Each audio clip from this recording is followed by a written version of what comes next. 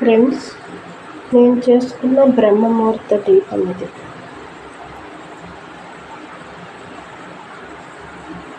బ్రహ్మముహూర్తంలో నేను చేసుకున్న పూజా విధానం.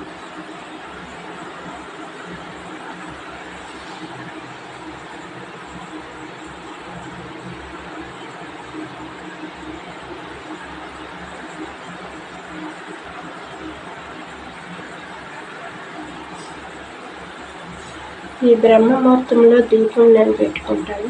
నేను ఇప్పుడు యూట్యూబ్లో ఈ యూట్యూబ్ చేస్తున్నానని పెట్టట్లేదు. దూరం నుండి మా అత్తయ్య వాళ్ళు చేస్తున్నారు.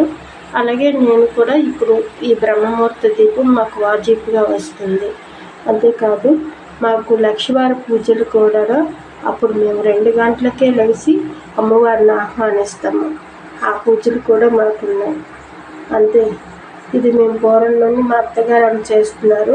వాళ్ళు మాకు ఇచ్చి మేము చేస్తున్నాం. ప్రతి గురువారం కూడా మేము బ్రహ్మముహూర్తంలో లేచి ఇలాగ దీపారాధన చేసుకుంటాం. లక్ష్మీదేవిని ఆహ్వానిస్తాం. ఇంట్లో ముగ్గులు వేసుకుంటాం. పిండి ముగ్గులు వేసుకుని ఆహ్వానిస్తాం.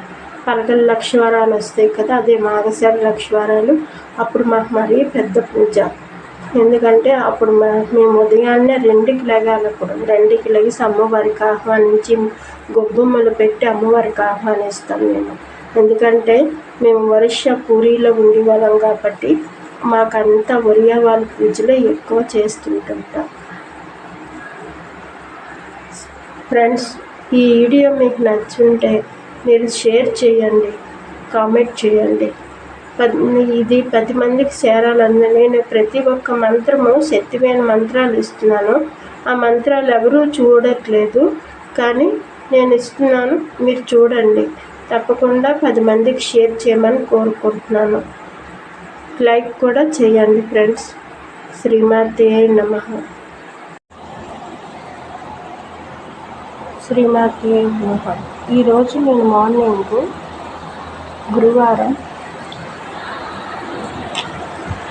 గురువారం నాడు నేను చేసుకున్న బ్రహ్మముహూర్తం పూజ.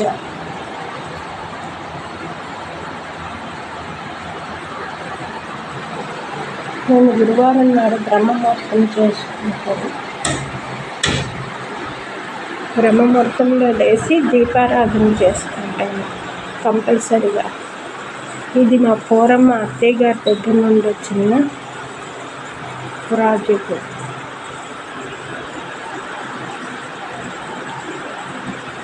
ఇది నా బ్రహ్మముహూర్త దీపం.